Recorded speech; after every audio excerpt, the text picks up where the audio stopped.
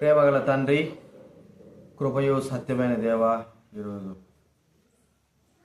మరి ఈ 2025లో మొదటి బేస్తవార దినంలో ప్రభా మరి ఈ కూడిక గడలు ఉండడానికి చూపిన కృపగా స్తోత్ర. సంవత్సరం అంతా కూడా సహాయం చేయండి ప్రభా. రాత్రిపూట పెడుతున్నప్పుడు ఎవరు రాలేకపోతూ ఉంటున్నారు, చలి కూడా ఉంది ప్రభా. ప్రజల హృదయాల్లో ఆ యొక్క ఆశ భావన ప్రభా మరి సాతానుడు హరించి వేసిన వాడుగా ఉంటున్నాడు. ప్రేమగల తండ్రి, మీకు కృతజ్ఞతాసులు చెల్లిస్తూ ఉంటున్నాను. మీ పరిపూర్ణ చిత్తాన్ని నెరవేర్చునని జ్ఞానం చేసుకోండి. వాక్యం ద్వారా కొన్ని మాటలు మాట్లాడండి. మేము ఒక నిమిషం ప్రార్థనలు గడుపుటకు అనుగ్రహించునైనా సహాయం చేయండి ప్రభువా. మీకు స్తోత్రములు చెల్లిస్తూ యేసు నామమున ప్రార్థిస్తున్నాము తండ్రి. దేవుని వాక్యంలో నుంచి దానియేలు గ్రంథం 6వ అధ్యాయం 10వ వచనము అందరూ చదువుకుందాం. దానియేలు గ్రంథం 6వ అధ్యాయం 10వ వచనం మనం అందరం కూడా కలిసి చదువుకుందాం. దానియేలు గ్రంథం 6వ అధ్యాయం 10వ వచనం. ఇటు శాసనము సంతకము చేయబడిన దానియేలు తెలుసుకొని అతను తన ఇంటికి వెళ్ళి యథాప్రకారంగా అనుదినం ముమ్మారు మోకాలుని తన ఇంటి పైగెత్తి కిటికీలు యెరూషలేము తట్టునకు తెరవబడినగా తన దేవునికి ప్రార్థన చేయుచు ఆయన స్తుతించుచు వచ్చెను. ఇక్కడ మనకు తెలిసినటువంటి సందర్భమే. ముమ్మారు ఇట్టి రాజు యొక్క సంతకం చేయబడింది తెలుసుకున్నా కూడా ఇక్కడ మనకు జరుగుతున్న మాట ఏంటంటే యథాప్రకారంగా. అక్కడ మాట ఉంది యథాప్రకారంగా, అంటే ప్రతిరోజు చేస్తున్నటువంటి కార్యం దానియేలు జీవితంలో ఉంది. ముమ్మారు రోజుకు 3 సార్లు యెరూషలేము తట్టు కిటికీలు తెరిచి ప్రార్థన చేసేటువంటి అనుభవం తను కలిగి ఉన్నాడు. ప్రియమైన వారలారా, పరిస్థితులు వ్యతిరేకం ఉన్న పరిస్థితులు ఏమైనా మరి అనుకూలంగా లేకపోయినా సాతానుడు ఏ విధంగానైనా సరే పనిచేసినా యథాప్రకారంగా మనము దేవుని సన్నిధిలో ప్రార్థన చేయవలసిన వారంగా ఉంటున్నాం. దానియేలు జీవితంలో మనం చూస్తూ ఉంటే మరి తాను లోక సంబంధంగా నమ్మకస్తుడుగా ఉన్నాడు. అలాగే దేవుడి విషయం కూడా లోకంలో నమ్మకం ఉన్నాడు, దేవుని దగ్గర కూడా తాను నమ్మకంగానే 2 విధాలుగా. చూడండి, ఇక్కడ మాట ఉంది 4వ వచనంలో 6:4. అందుకు ఆ ప్రధానులను అధిపతులను రాజ్యపాలన విషయంలో దానియేలు మీద ఏదైనా ఒక నింద మోపవలన నుండి తగిన హేతు కనిపెట్టుచుండ్రి. గాని దానియేలు నమ్మకస్తుడై ఏ నేరమైనను ఏ తప్పైనను చేయువాడు కాడు కనుక దానియేలులో తప్పైనను లోపమైనను కనుగొనలేక.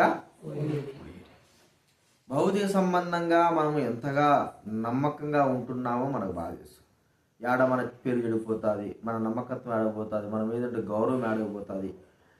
జాగ్రత్తగా ఉండాలనేటువంటి ఆలోచన మనము కలిగి ఈ భూలోకంలో మనము సాధ్యమైనంత వరకు కొంతమంది ఏం చేస్తారంటే నీతిగా, నిజాయితీగా, సత్యంగా నడుచుకుంటారు. మరి ఆత్మ విషయమై అంటే దేవుని విషయమే మనము ఇప్పుడు కూడా దేవుడి విషయం కూడా దానియేలు రాజీ పడడం లేదు, ఒకటి చేసి ఒకటి చేయడం లేదు. యథాప్రకారంగా తన మీద ఎన్నో నిందలు పడుతున్నప్పటికీ, మరి తనకు ప్రాణహాని ఉందని తెలిసినప్పటికీ తాను దేవుడి విషయంలో చేయవలసినటువంటి కార్యంలో ఎంత మాత్రము తాను రాజీ పడలేదు. వెళ్ళాడు యెరూషలేము వైపు, తన ఇంటి కిటికీలు తీసి ముమ్మారు యథాప్రకారంగానే ప్రార్థన చేస్తూ వచ్చాడు. కాబట్టి మనం చేసే కార్యాలు, మనము చేసేవన్నీ కూడా యథాప్రకారంగా మనం జరిగిస్తూ ఉన్నప్పుడు, దేవుడు ప్రార్థన చేస్తున్నప్పుడు దేవుడు ఖచ్చితంగా మనం వింటాడు, మనకు జవాబునిస్తాడు, మనకు సహాయం చేస్తాడు, మన ప్రార్థన ఆయన అంగీకరిస్తాడు. కానీ లోకంలో ఎలాగైతే మనం నమ్మకంగా ఉండాలని ఉంటున్నామో దైవికంగా కూడా అలాగే నమ్మకంగా మన జీవితాల్లో ఉండాలి అని మనం గుర్తించుకోవాలి.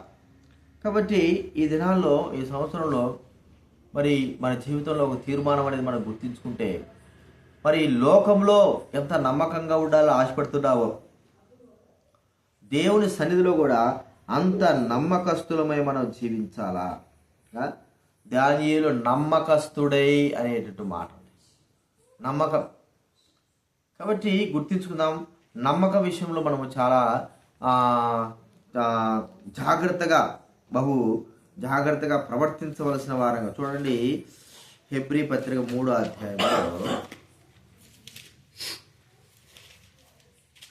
హెబ్రీ పత్రిక 3వ అధ్యాయంలో మొదటి 2వ వచనం చదవండి. హెబ్రీ పత్రిక 3వ అధ్యాయం 2వ వచనం. దేవుని ఇల్లంతటిలో మోషే నమ్మకముగా ఉండినట్లు నమ్మకముగా ఉండేను. మోషే ఇల్లంతట్లో ఉన్నాడండి, నమ్మకంగా. మరి యేసుక్రీస్తు 6వ వచనంలో, యేసుక్రీస్తు కుమారుడేంటి, ఆయన ఇంటి మీద నమ్మకముగా ఉన్నాడు. జీవితంలో ఎన్నో పరిస్థితులు ఏర్పడతాయి. మనము భౌతిక సంబంధంగా నమ్మకంగా ఉన్నట్లుగానే ఆత్మ సంబంధంగా కూడా మనము సీరియస్గానే నమ్మకంగానే ఉండాలి. జీవితంలో మరి భౌతిక సంబంధంగా ఏం కోల్పోయినా, ఎంత నష్టపడినా మనకు పర్వాలేదు, కానీ ఆత్మీయంగా మాత్రం మనం నష్టపరచబడకూడదు. నమ్మకమైన వారగా జీవించాలి. ఈ నమ్మకత్వం లోకంలో మనం నమ్మకత్వం ఉంటే ప్రజల ద్వారా, అధికారుల ద్వారా మనము షభాష్ అనేటువంటి మాట అంటాం. అయితే మరి ఆత్మ సంబంధంగా నమ్మకం ఉన్నప్పుడు దేవుని ద్వారానే మనము మరి ఆయన మనల్ని బలా నమ్మకమైన దాసుడా. చూడండి, ఒక మాట ఉంది ఎక్కడ, అది మత్తయి రాసిన సువార్తలో చూడండి.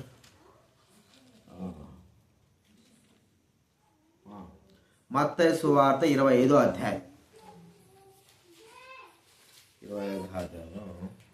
21వ వచ్చింది చదవండి. 25వ అధ్యాయం. భలా నమ్మకమైన మంచి దాసుడా, ఈ కొంచెములో నమ్మకంగా ఉంటివి చాలు. భలా నమ్మకమైన మంచి దాసుడా, ఈ కొంచెములో నమ్మకంగా ఉంటివి. ఇంకొక వ్యక్తితో కూడా అదే మాట, భలా నమ్మకమైన మా దాసుడు, ఈ కొంచెంలో నమ్మకం ఉంటుంది. వాళ్ళ జీవితంలో నమ్మకత్వము అనేది మనకు చాలా అవసరము. నమ్మకత్వం ఎంతో మరి చాలా ప్రజలకు, దైవబిడ్డలకు చాలా అవసరం. లోకంలో నమ్మకత్వం ఎంత ప్రాముఖ్యమైందో మన జీవితంలో ప్రభు ఎదుట మన జీవితం కూడా అంత ప్రాముఖ్యమైన జీవితం. కాబట్టి మోషే ఇల్లంతట్లో నమ్మకున్నాడు. దానియేలు మరి ఆ లోక కార్యాల విషయంలో నమ్మకంగా ఉంటున్నాడు. నమ్మకమైనటువంటి జీవితం మనం గడపాలని ప్రభు మనతో కోరుకుంటున్నాడు. ఇక్కడ మరి బలా నమ్మకమైన మంచి దాసుడా, ఇంటిలో దాసుడు నమ్మకమైన వాడు కదా.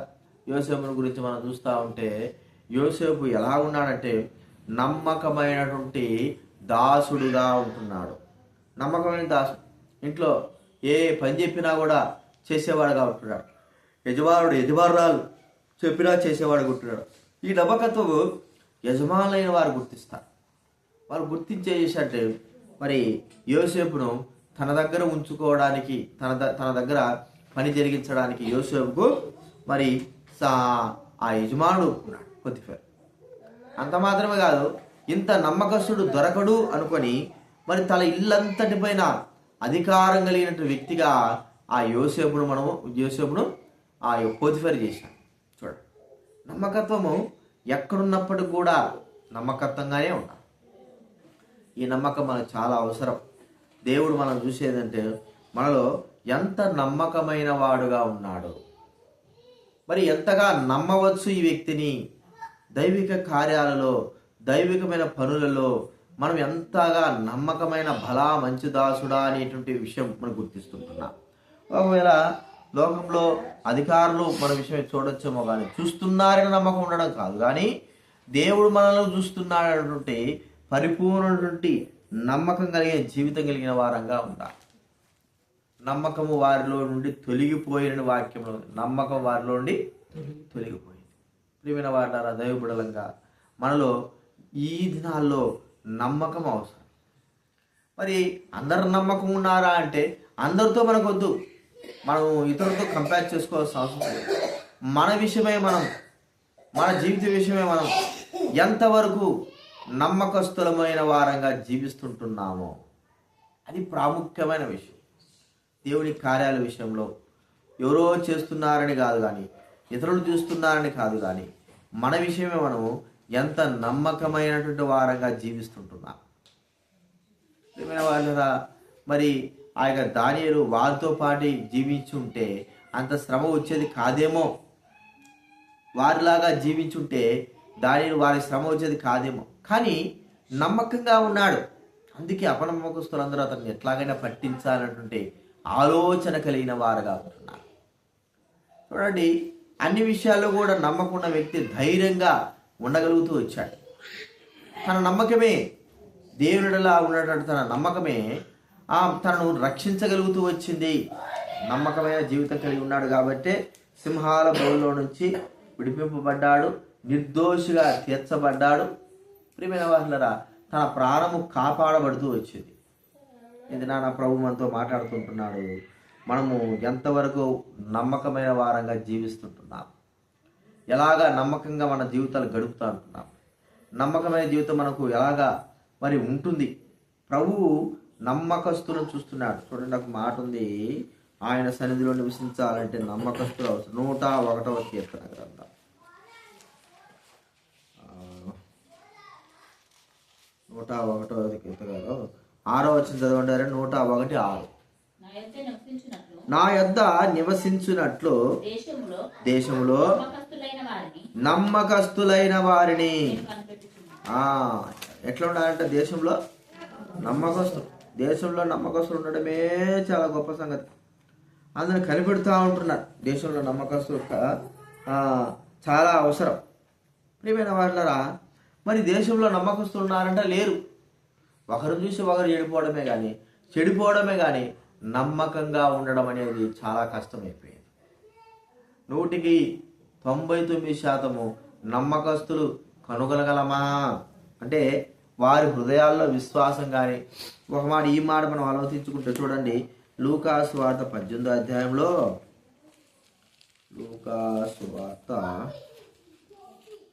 18వ అధ్యాయంలో 8వ వచనం చదవండి. లూకాసు వార్త 18. ఆయన వారికి త్వరగా న్యాయం తీర్చును చూపుచున్నాడని మీరు చెప్పుచున్నాను.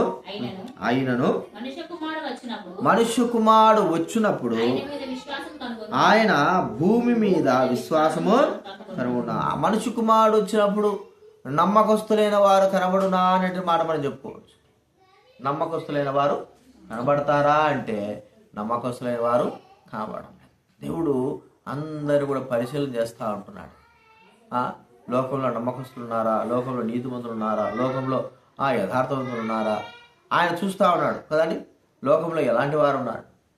సొదొమ గొమొర్రాను చూస్తే లోకంలో సొదొమ గొమొర్రాలో ఎవరు చూసినాడు? నీతిమంతులుగా ఎవరైనా ఉన్నారా అంటే నీతిమంతులుగా లేకపోవడం. యెరూషలేములో చూశాడు, ఎవరైనా సరే నమ్మకస్తులుగా ఉన్నారంటే నమ్మకస్తులు లేరు. ఎవరైనా సరే మంచివారు ఉన్నారంటే ఎవరు కూడా మంచివారు లేరు.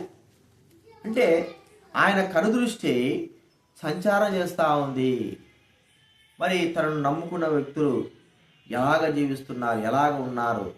నమ్మకం ఉన్నారా, యథార్థంగా ఉన్నారా, సత్యంగా ఉన్నారా, పవిత్రంగా ఉన్నారా, నీతిమంతులుగా ఉన్నారా?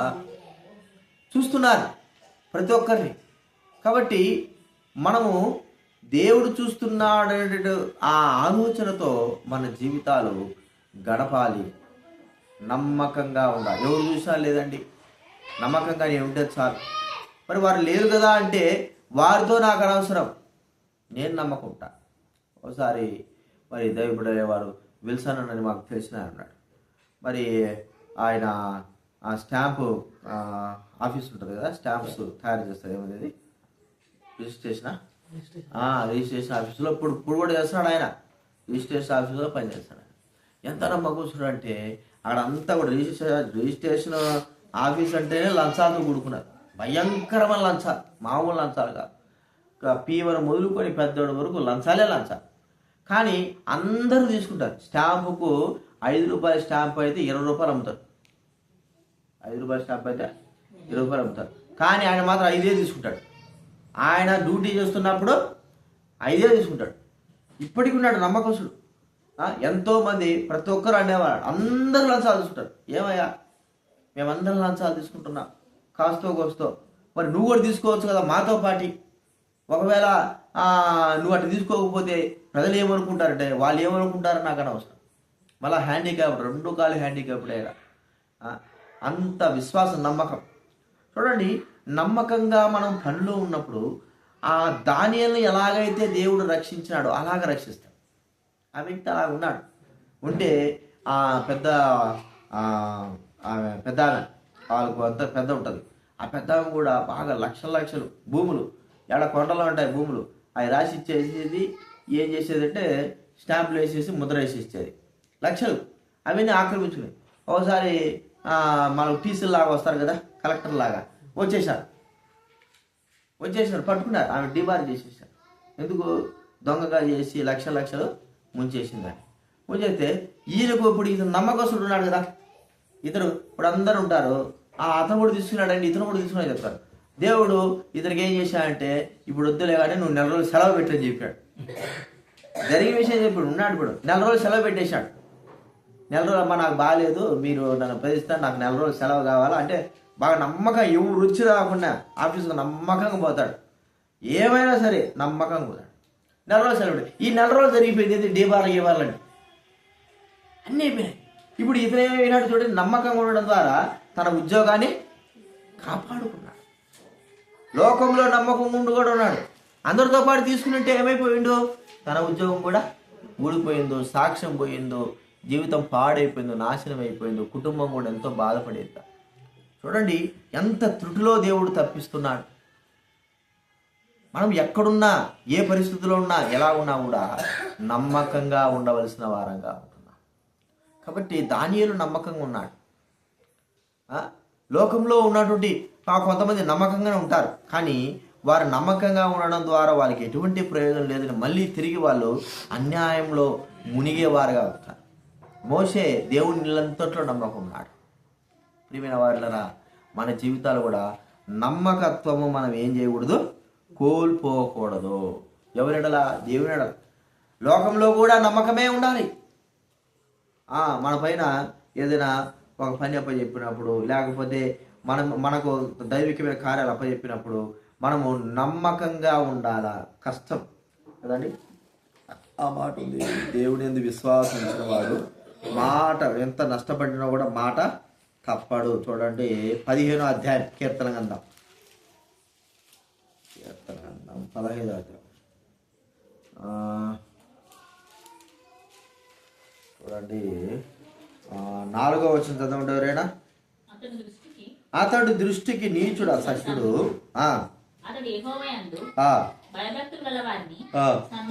సన్మానించుడు, అతడు ప్రమాణము చేయగా. అది నమ్మకత్వానికి రుజువు. నష్టం కలిగినా కూడా ఏం చేయకూడదు, మాట. మనం దేవుని కొరకు ఏదైనా అనుకున్నాం అనుకో, దేవుని విషయంలో ఇలా నేను జీవిస్తాను ప్రభు అనుకున్నాం అనుకో, నష్టం కలిగినా కూడా మాట తప్పకోకుండా మనం ఏం చేయాలా, జీవించాలి. మనము దేవుని ఎదుటే నమ్మకం లేకపోతే మన విషయమై ఎవరు నమ్ముతారు మనని? ప్రియమైన వారినరా, మన విషయమై దేవుడు ప్రాముఖ్యంగా నమ్మేటట్లుగా మన జీవితం ఉండాలా, అలాగ జీవించాలా. ఎందుకంటే మరి దేవుడు మనం చూడలేదులే అనుకోవద్దు, కానీ దేవుడు మనల్ని చూస్తూనే ఉన్నాడు. ఎలాగ ఉన్నారు నా బిడ్డలైన వారు, నన్ను నమ్మిన వారు, నన్ను విశ్వసించిన వారు, నా వాక్యం వింటున్నవారు, నా మాటలు వింటున్నవారు, నన్ను మరి దైవాక్యం చదువుతున్నవారు, వారి జీవితాల్లో ఎలాగ ఉంటున్నారు? నమ్మకస్తులుగా ఉన్నారా? నమ్మకం లేకుండా ఉంటున్నారా? ప్రియమైన వారినరా, చిన్న విషయాలు కూడా మనము నమ్మకంగా ఎప్పుడైతే జీవిస్తామో దేవుడు మనల్ని ఆశీర్వదిస్తాడు. దానియేలు మరి కష్టం వచ్చింది కదా అని ఒక్కరోజు ఆగిపోతే తప్పే ఉంది, లేకపోతే ఒక్క నెల ఆగిపోతే తప్పే ఉంది. రాత్రిపూట ఎప్పుడో ప్రార్థన చేసుకోవచ్చు కదా అని అనుకుంటే మరి వేరే విధానం ఉండేది. కానీ ఎవరేమనుకున్నా సరే నా దేవుడికి నేను రోజు 3 సార్లు ప్రార్థన చేస్తాను. ఆ ఖచ్చితమైనటువంటి ఆ కార్యం జరిగించాలని అందరూ చూస్తున్నప్పటికీ కూడా, అందరూ చూస్తున్నారు కాబట్టి, ప్రతిసారి చేస్తున్నాడు కాబట్టి వారికి తెలిసింది. అదే విధానంలో మళ్ళీ నమ్మకం. చూడండి, ఒక్కోసారి నేనేం చేస్తానంటే, నమ్మకం అనేది ఏంటంటే మనం ఒకే విధంగా స్ట్రైట్ ఫార్వర్డ్లో ఉండాలని అర్థం చేసుకోవాలి. ఎవరికైనా నేను ఫోన్ చేస్తూ ఉంటాను, ఫోన్ చేస్తా అంటే ఎత్తారు కదా, ఫోన్ చేస్తే ఎత్తారు. ఒకే నెంబర్ మీద 2-3 సార్లు చేస్తే ఏం చేస్తారు చెప్పండి? ఎత్తరు. నేను వెంటనే బ్లాక్లో పెట్టేది పక్కన పెట్టు, ఆఫ్ చేస్తూ ఉంటారు. వాళ్ళు ఏం చేస్తారు, వేరే వాళ్ళైతే ఏం చేస్తారు చెప్పండి? నువ్వు ఇట్టుంటావా అని వేరే నెంబర్ నుంచి చేస్తారు. నేను చేయను, నువ్వు ఎత్తకపో, ఒక నెంబర్ నుంచే చేస్తా, ఎన్నిసార్లు అయినా సరే చేస్తా. ఎందుకు వేరే నెంబర్ నుంచి చేయాలా? వేరే నెంబర్ చేయాల్సిన అవసరం ఉంది. మనం ఇంకో వేరే నెంబర్ చేస్తే ఎత్తుతుంది, వేరే నెంబర్ చేస్తే ఖచ్చితంగా ఎత్తాడు. వేరే నెంబర్ చేస్తే ఎత్తాడు. మనం చేయాల్సిన అవసరం ఒకే నెంబర్, చూద్దాం ఎత్తుతాడు లేదా అనేటువంటి ఆ ఆలోచనతో చేస్తాం. చూడండి, నమ్మకత్వము అనేది ఎవరో చూస్తున్నారు, ఎవరో ఇస్తున్నారు మనకు అనవసరం. దేవుని సన్నిధిలో మనం నమ్మకంగా జీవించే వారంగా ఉండాలి. దేవుని మందిరానికి నమ్మకంగా వచ్చేవారుగా ఉండాలి. దేవుని సేవించడంలో నమ్మకంగా వచ్చేవారుగా ఉండాలి. దేవుని వాక్యం చదువుటలో నమ్మకంగా మనం చదివేవారంగా ఉండాలి. దేవునికి ప్రార్థన చేయటంలో నమ్మకంగా ఉండాలి. దేవుని పనులు చేయటంలో నమ్మకమైన వారంగా ఉండాలి. ఆ నమ్మకం మనం సంపాదించుకోవాలి. మనుషుల ఎదుట మనం నమ్మకం సంపాదించుకోవడానికి ఎంతో శ్రమ పడతాం, ఎంతో కష్టపడతాం. ఎంత కష్టపడతా మనకు బాగా తెలుసు. ఎందుకంటే ఆ వ్యక్తి యొక్క మనం నమ్మకం సంపాదించుకోవడానికి మనకు సహాయపడతాడు, మనల్ని అన్ని విషయాల్లో సహాయంగా మనకు సహాయపడతాడంటే ఆ నమ్మకాన్ని కొరకు మనము పాకులాడతాం. మన దేవుని విషయంలో ఎంతో నమ్మకంగా మనము జీవించవలసిన వారంగా ఉంటాం. ఎందుకంటే దేవుడు నమ్మకస్తులైన వారిని ఆశీర్వదించి దీవించేవాడు. నమ్మకస్తులైన వారికి దీవెనలు మెండుగా కలుగుతాయి. నమ్మకస్తులైన వారికి దీవెనలు. చూడండి, ఒక మాట ఉంది సామెతల గ్రంథంలో,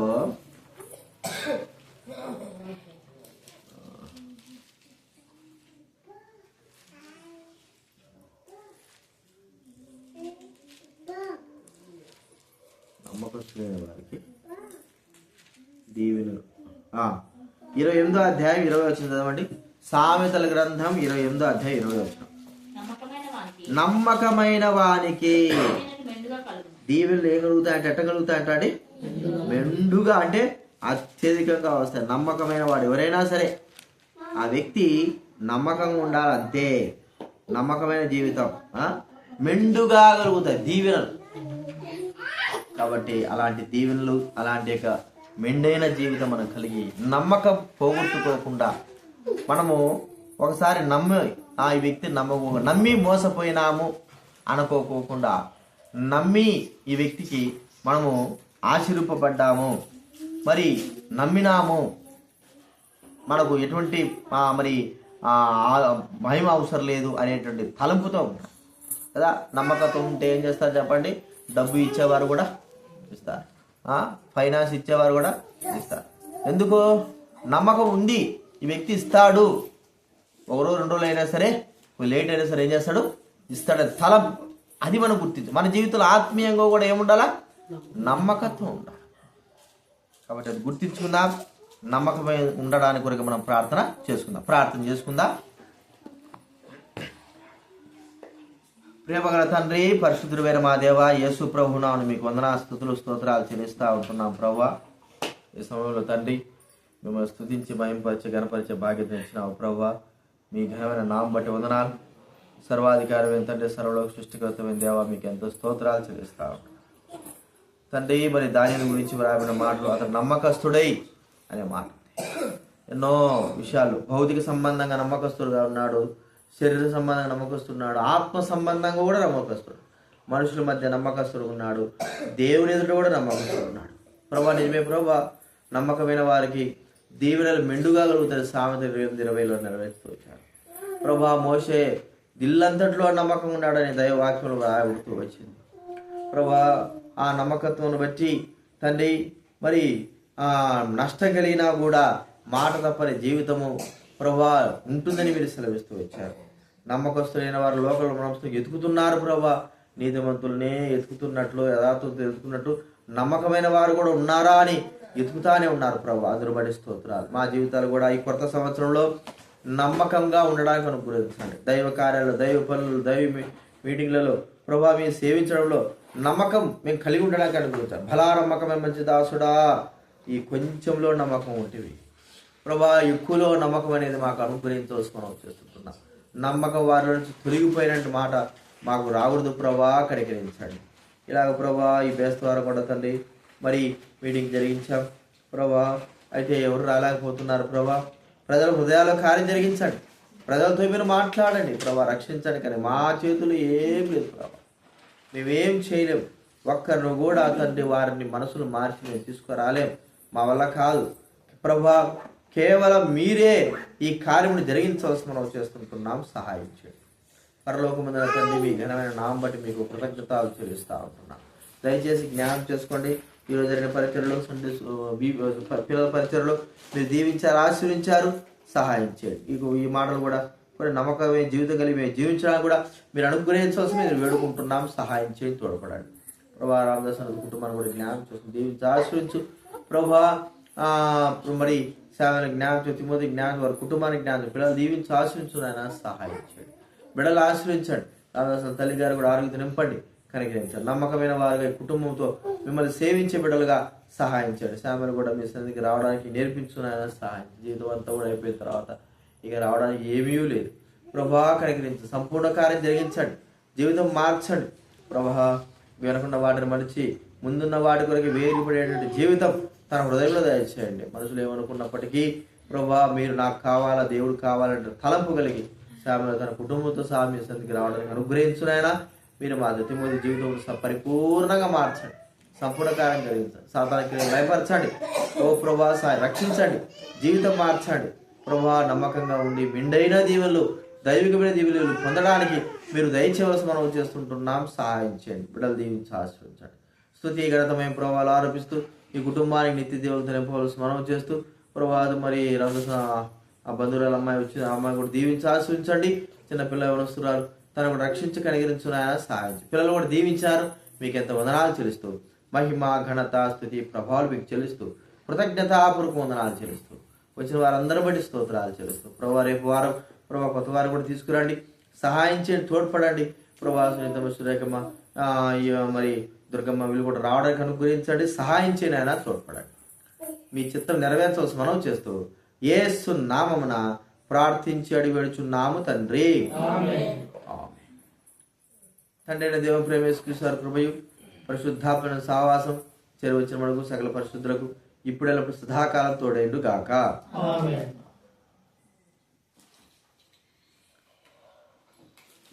అందరికీ